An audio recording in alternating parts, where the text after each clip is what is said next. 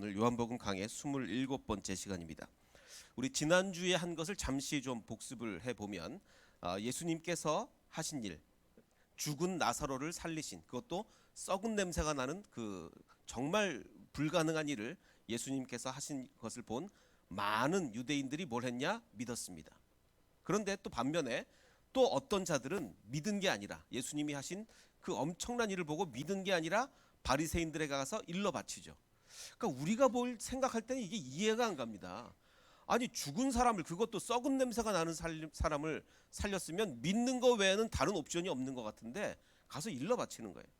또 대제사장들과 바리새인들은 야, 이거 우리 어떻게 하면 좋겠냐, 대책 회의를 하는 거죠.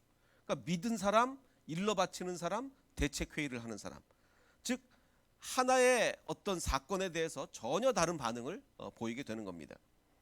자, 그래서 이 예수님의 엄청난 표적에 대해서 서로 다른 반응을 보이게 된 건데, 지난주 말씀의 핵심은 바로 이겁니다. 복과 행복의 차이. 하나님께서 주신 복에 대해서 우리가 어떤 반응을 보이냐에 따라서 행복해질 수도 있고, 아무리 복을 받아도 전혀 행복하지 않을 수 있습니다. 우리 햇세드 교인 여러분들의 반응은 어떻습니까? 하나님이 지금 우리 교회에도 많은 복을 주셨고, 여러분 개인 가정에 그 많은 우리 모든 교인들에게 많은 복을 주셨습니다. 이 복에 대해서 우리가 어떤 반응을 보이는가? 정말 그래서 우리는 행복해졌느냐? 이게 정말 굉장히 중요한 문제죠. 그 베스트셀러 작가였던 그 스티븐 코비의 90-10 법칙이 있습니다. 어떤 거죠? 내 인생에 여러 가지 결정하는 것 중에 10%는 우리에게 일어나는 일들로 결정된다. 그렇죠. 뭐 어떤 사람은 뭐 가게를 열었는데 아주 잘 되거나, 뭐 어떤 사람은 뭐 집을 샀는데 집이 뭐 어떠거나, 뭐 이런 우리에게 일어나는 일로 결정이 되죠. 자, 그런데 90%는 어떻습니까? 90%는 일어난 일에 대해서 내가 어떻게 반응하느냐, 이게 90이라는 거예요. 근데 많은 사람들은 90이 일어나는 일이고 10%가 반응이 아닙니다. 일어나는 일은 10%에 불과하고, 그 일에 대해서 어떤 사람은 굉장히 행복하게 반응을 한다는 얘기죠. 지난주에도 말씀드렸듯이 우리나라에서 제일 큰 재벌도 행복하지 못하면 아무 그 쓸모가 없는 겁니다. 제일 큰 재벌이면 뭐합니까? 행복하지 못하면. 그러니까 90%는 내가 어떻게 반응하느냐, 하나님이 주신 그 복에 내가 어떻게 반응하느냐, 이게 중요한 겁니다.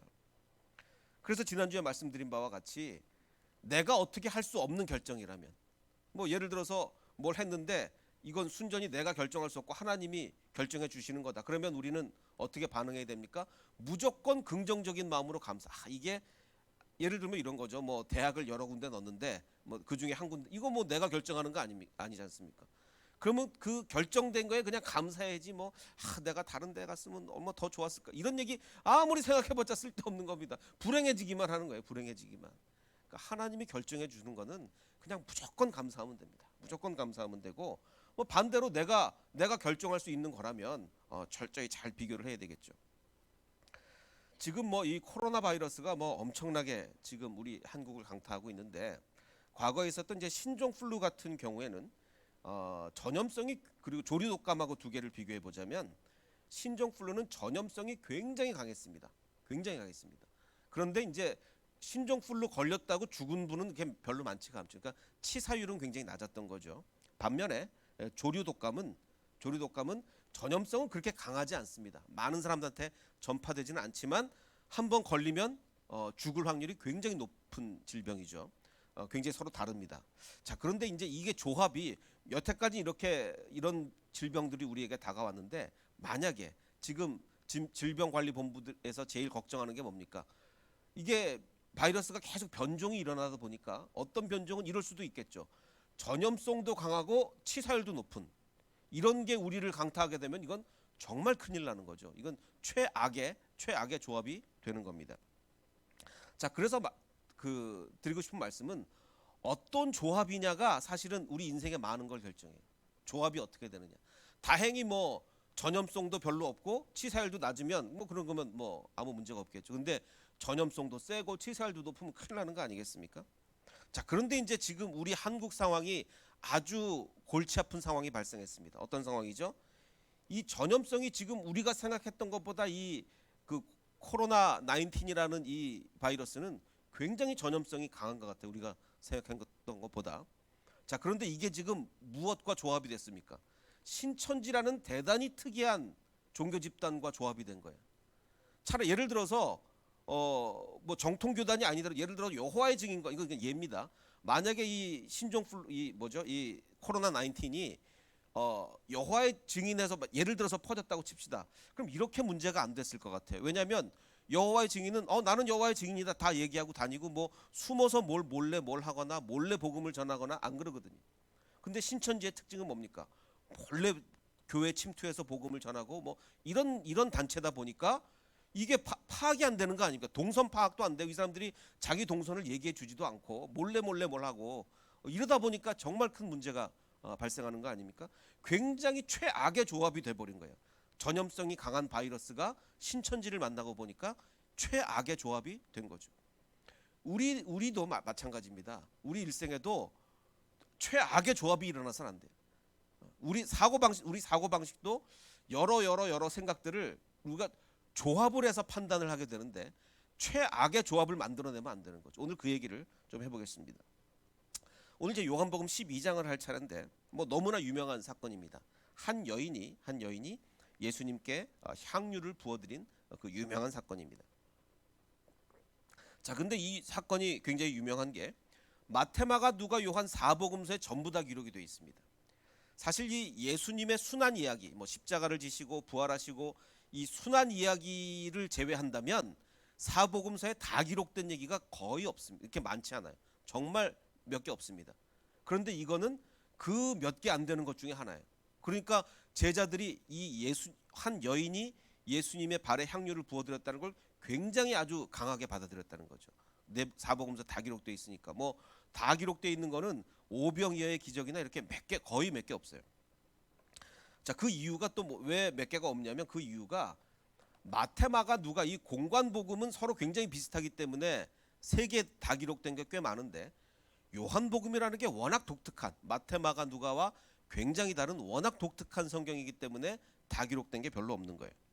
그러니까 어쨌든 그래서 이것은 제자들에게 매우 인상 깊었기 때문이다라고 우리가 생각할 수 있는데 사실 이거에 대한 이야기는 제가 향유 부은 사건에 대한 이야기는 2015년에 마태복음 강의할 때도 했고 2017년에 누가복음 강의할 때도 이제 했기 때문에 넘어갈까 이제 생각을 하다가 그래도 뭐 안 들으신 분들도 많이 있고 또 워낙 중요하기 때문에 반복을 하면서 조금 다른 관점으로 좀 보도록 하겠습니다. 자, 이렇게 한 여인이 예수님의 발에 이제 향유를 부어 드리는 건데 이 그림을 보고 또 이 사건을 생각하면서 떠올리는 단어들은 여러분 어떤 단어들이 머릿속에 떠오릅니까? 향유 부은 사건. 그러면 제일 먼저 머리에 스치는 단어들이 비싼 향유. 샤넬일까? 뭐 이런 거 이제 비싼 향유 이제 머릿속에 이제 떠오르고 막달라 마리아. 값비싼 향유를 주께 드린 막달라 마리아. 뭐 본받으라고 막 자꾸 그러고 하니까 이제 막달라 마리아가 머릿속에 떠오르고 죄인이었다, 창녀였다 머릿속에 떠오르고 너무 용서받은 거에 감사해서 뭐 향유를 부어드렸다. 뭐 이런 단어들이 우리 머릿속을 스치고 지나갑니다. 자, 그런데 과연 이게 진짜 맞냐는 얘기죠. 이게 정말 맞는 얘기냐? 도대체 누가 향유를 부었냐? 막달라 마리아냐 아니냐? 또 향유의 종류가 뭐냐? 향유의 종류가 진짜 값비싼 샤넬이냐? 아니면 여기 다 무슨 소에 가면 파는 그런 종류의 향유냐? 뭐 이렇게 값싼 거냐? 뭐 제가 다 이 업체를 뭐 폄하하는 건 아닙니다. 그냥 싸게 파는 가게도 당연히 필요하죠. 안 그러면 우리가 우리 교육자들 물건 살 때 거기서 많이 사는데. 자, 그다음에 그리고 향유를 도대체 왜 부었냐? 왜 예수님께 향유를 부어드렸냐? 죄 용서에 감사해서 부어드린 거냐? 아니면 예수님이 이제 곧 돌아가실 거기 때문에 향유를 부어서 장례를 준비한 거냐? 뭐 여러 가지 의문점들이 막 떠오릅니다.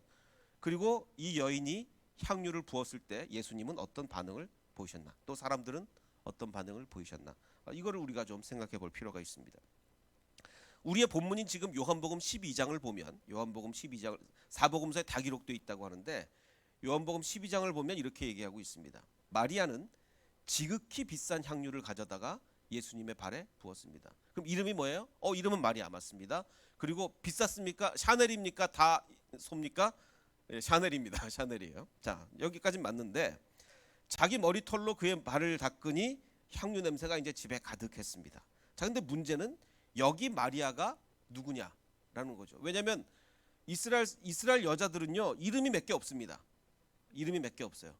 거의 그러니까 딸을 낳으면은 이름 짓기가 귀찮기 때문에 거의 같은 이름 몇 개 갖고 다 돌려요.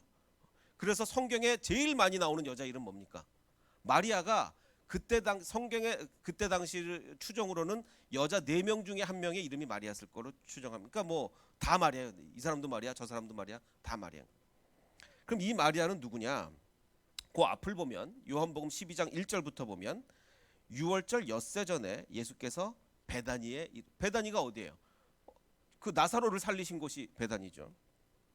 베다니에 가셨는데 거기서 예수님을 위해서 잔치가 벌어졌습니다.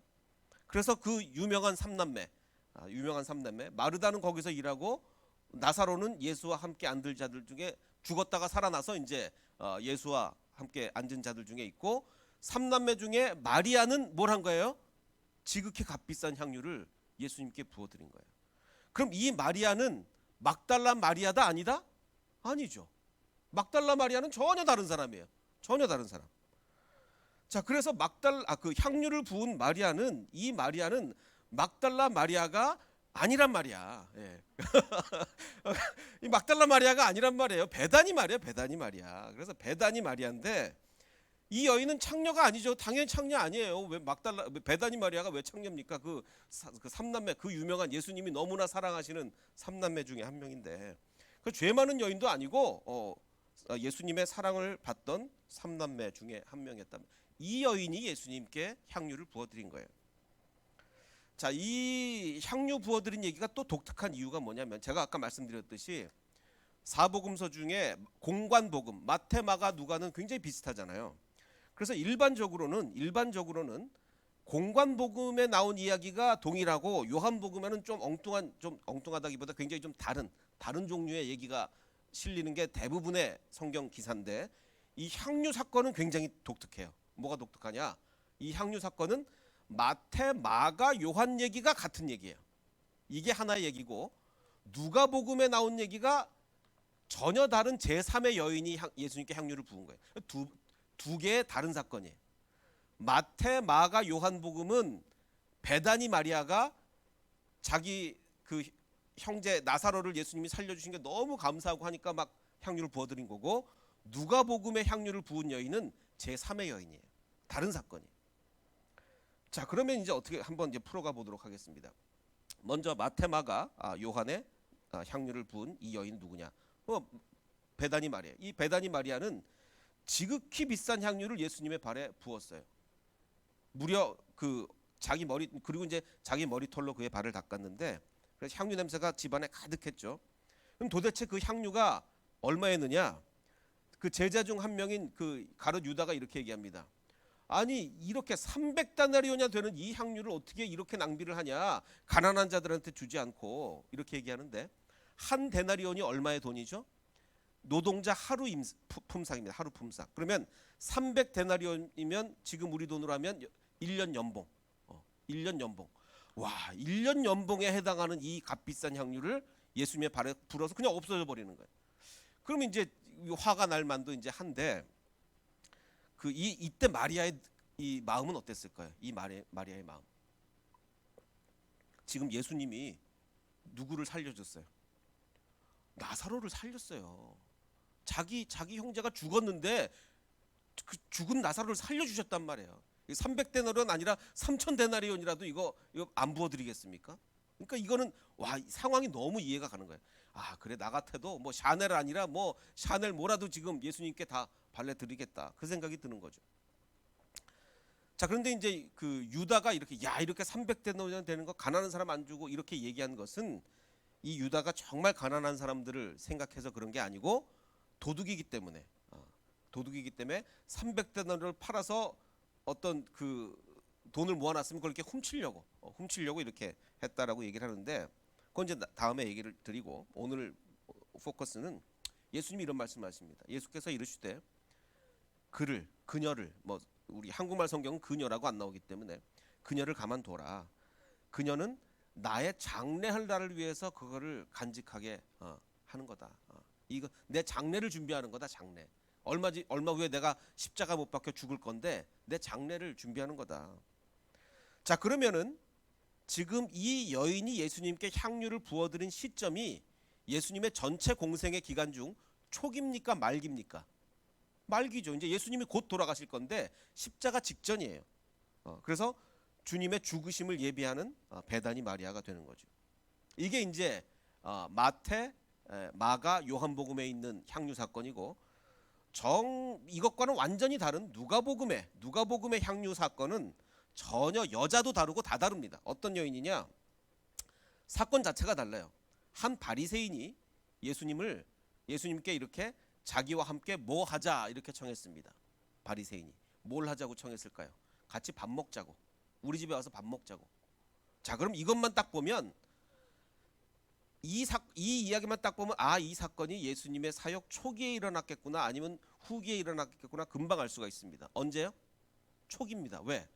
후기로 가면 바리새인들하고 예수님하고 밥 먹는 사이가 안 돼요. 밥 먹는 사이가 될 수가 없습니다.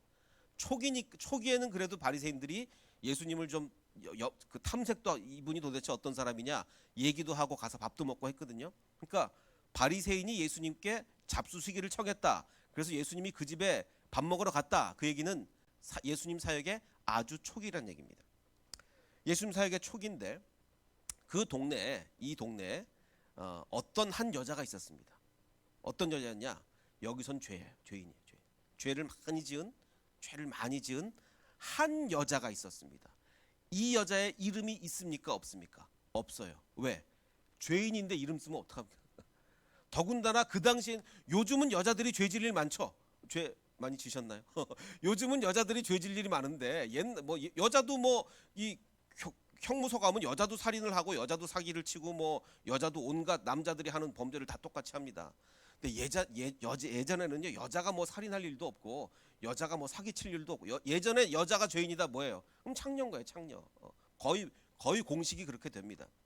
그러니 이 여자가 정말 그 남부끄러운 창녀였다면 성경이 이 여자의 이름이 누구였더라 기록 안 하는 게 이 여자를 위한 거예요. 그래서 여자의 이름이 없어요. 자, 예수께서 바리새인의 집에 앉아 계심을 보고 이 여자가 향유 담은 옥합을 가지고 왔습니다. 자, 옛날에 창녀였다면 거의 보니까 아마 그 느낌상 생계형 창녀였을 텐데 부자였을까요? 아닐까요? 굉장히 가난했겠죠. 정말 먹고 살기가 힘든 여자였을 거예요. 그럼 이 여인이 300데나리온이나 되는 향유를 가지고 와서 부었을까요? 아니면 다소에서 팔만한 그런 향유를 갖고 왔을까요? 굉장히 싼 것일 거예요. 그래서 가격이 없어요. 여기서는 누가복음 사건에는 그냥 향유를 가지고 왔다고 하지 값비싼 향유 없습니다. 당연히 아주 싼 향유였을 것으로 추정이 돼요. 자, 이 여인은 죄를 지은 여인, 아마도 창녀였을 거기 때문에 감히 예수님 앞으로도 못 옵니다. 앞으로도 못 오고 예수님의 뒤로 그 발 곁에 서서 울면서 향유를 부어드립니다. 그리고 머리털로 닦습니다. 다른 사건에는 그 베다니 마리아에는 이 베다니 마리아가 뒤에서 왔다 이런 얘기가 당당히 가서 부었던 것 같아요. 이 여인은 그 발에 입 맞추고 향유를 부으니 예수를 청한 바리새인이 직접 대놓고 말은 못하고 속으로 이렇게 생각합니다. 속으로 이 예수라는 사람이 말이야, 이 사람이 만일 선지자였다면 이 여자가 아주 방탕한 여인인 거, 죄인인 거 알았을 텐데 그것도 모르고 계속 향유를 부으라 그런다, 이렇게 생각하고 있죠. 근데 예수님은 오히려 전지전능을 다 알고 계시기 때문에 심지어는 이 바리새인의 속마음까지 읽으시고 뭐라고 하냐면 이 여자는 많은 죄가 사해져서 그런 거다. 이는 그의 사랑함이 많다. 사함을 받은 일이 적은 자는 적게 사랑하고 이 여자는 지금 많이 용서받았기 때문에 나를 많이 사랑해서 이렇게 하는 거다. 이렇게 얘기하는 거죠. 자, 그래서 이 누가복음의 이야기는요, 처음부터 끝까지 베다니의 마리아가 예수님께 향유를 부은 것과는 전혀 다른 이야기예요.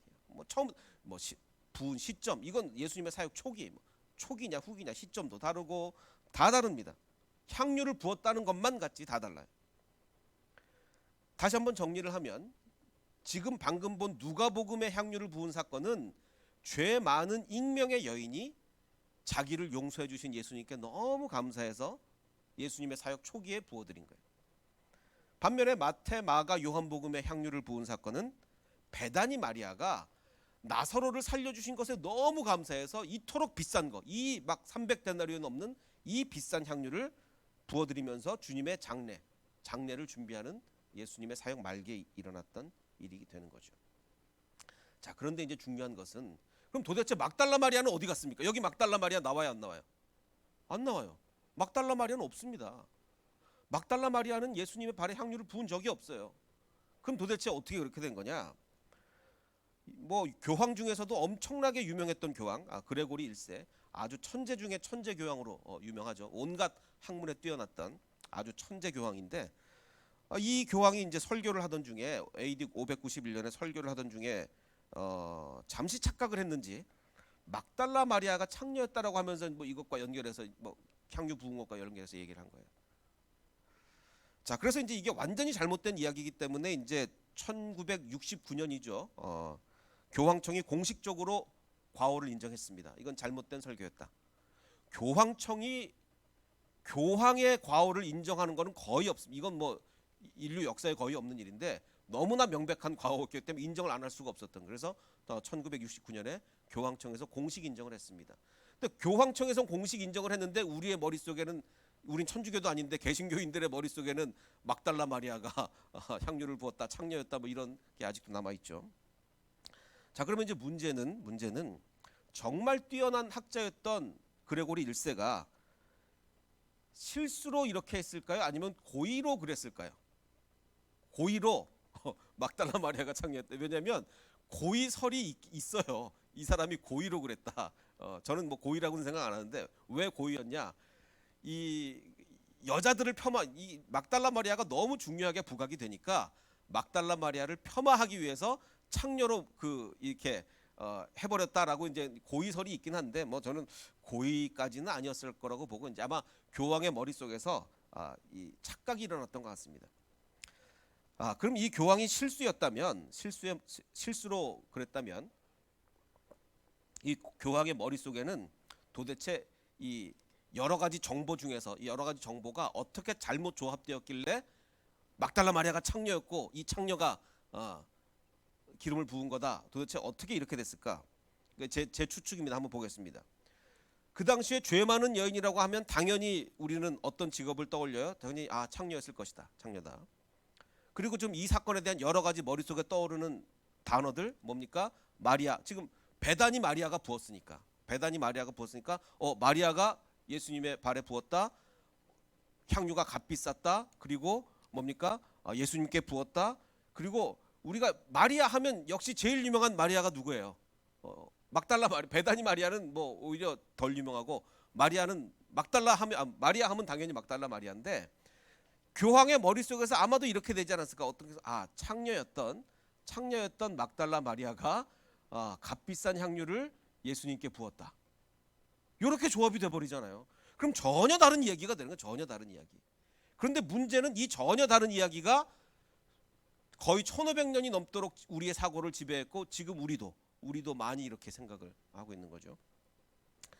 자, 그리고 또 그럴 만한 또 이렇게 혼동을 줄 만한 이유도 또 있습니다. 왜냐하면 그 죄 많은 여인이 부었던 누가복음 사건에서 그 바리새인의 이름이 뭐냐? 예수님을 자기 집으로 초청했던 바리새인의 이름이 뭐냐? 시몬이에요, 시몬. 자, 그런데 또 요한복음과 다른 복음 사건에서 베다니 마리아가 예수님께 향유를 부을 때 누구네 집에서 부었느냐? 나병 환자 시몬의 집에서 부었어요. 나병 환자 시몬. 그 누가복음 사건도 그 집주인이 시몬이고 요한복음 사건도 집주인이 시몬이에요. 그러니까 또 더 헷갈릴 만도 한데 그 이유가 있습니다. 왜냐하면 아까 제가 여자 이름이 몇 개 안 된다 그랬죠. 그럼 남자 이름은 얼마나 많을까?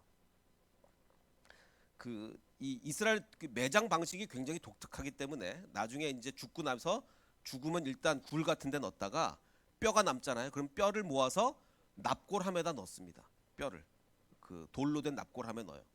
그렇기 때문에 이게 그 지역 기후도 그래서 굉장히 오래 보관이 됩니다. 납골함이 돌로 된 납골함에 있기 때문에. 그래서 2000년이 지난 지금도 굉장히 많이 발견이 돼요. 통계학적으로 의미가 있을 정도로. 그래서 지금 이스라엘 쪽에서 많이 이제 발굴을 하다 보면 그 2000년 전 납골함들이 많이 나오는데 거기 이름들이 써 있단 말이에요. 이름들. 그래서 그때 당시 어느 이름이 흔했고 어떤 이름이 귀했나 이것까지 통계가 나올 정도로 굉장히 많이 발견이 됐어요. 그러면 이 이스라엘 남자 2000년 전 예수님 당시에 2000년 전 남자 이름 중에서 제일 흔한 이름이 뭐였을까요? 제일 흔한 이름 시몬. 얼마나 흔했을까요? 무려 5명 중에 1명. 21%.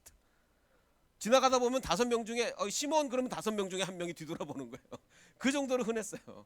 이 정도로 흔했으니 두 사람의 이름이 다 시몬이라 그래도 하나도 이상할 게 없다. 하나도 이상할 게 없다. 심지어는 예수란 이름도 흔했어요. 9%. 10명 중에 1명은 이름이 예수였어요. 자, 어쨌든 그래서 오늘 제가 드리고 싶은 말씀은 우리는 단편적인 지식들이 많습니다. 이거 A라는 우리가 성경을 읽을 때 막 성경을 치밀하게 창세기부터 계시록까지 다 아는 거 아니잖아요. 여기서 이 A라는 지식, B라는 지식, C라는 지식 우리는 많이 이렇게 단편적으로 우리 머릿속을 떠돌아요.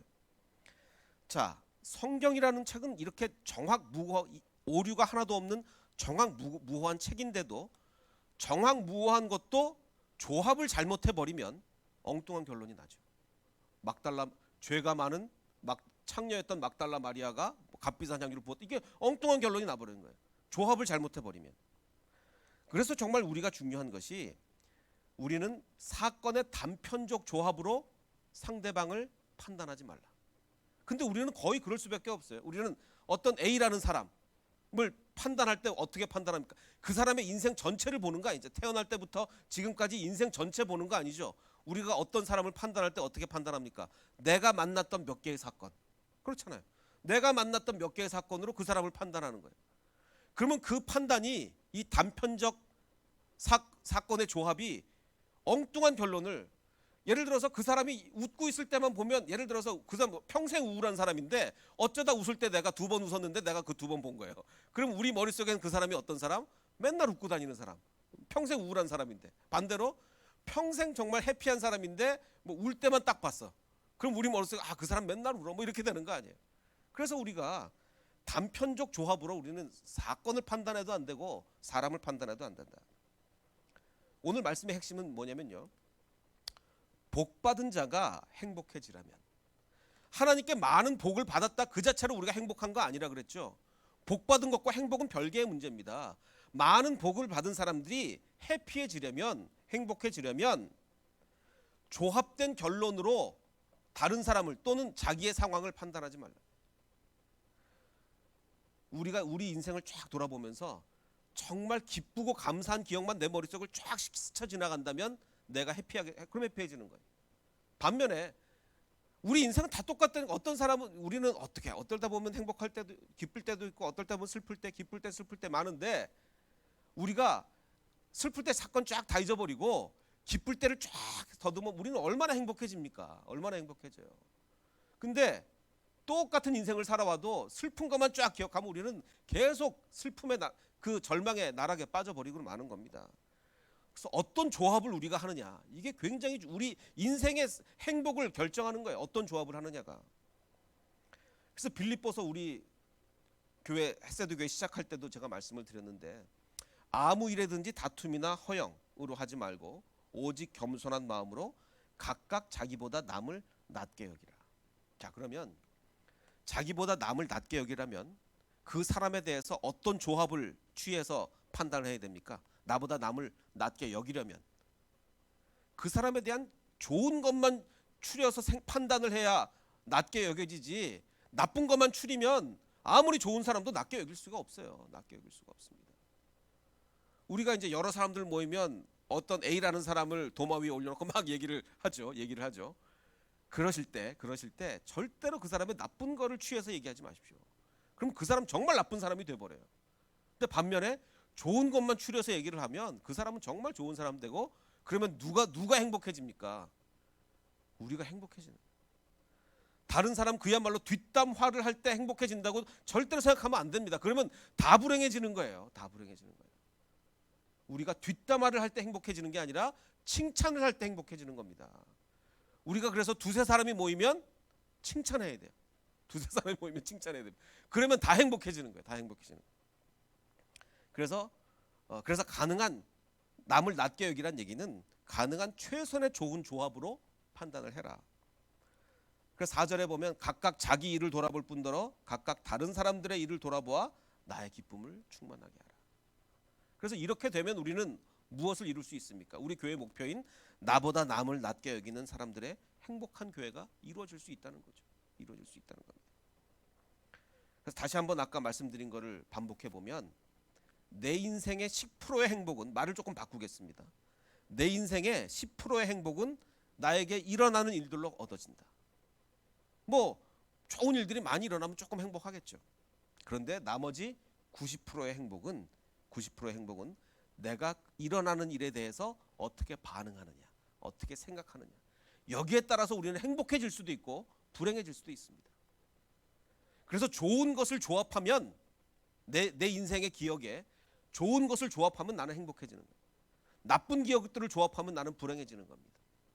그래서 정말 좋은 것들을 조합해서 정말 행복이 넘쳐나는 우리 교회가 되기를, 우리 헷세드 교회가 되기를 주님의 이름으로 축원합니다. 자, 우리 아까 불렀던 찬양 다시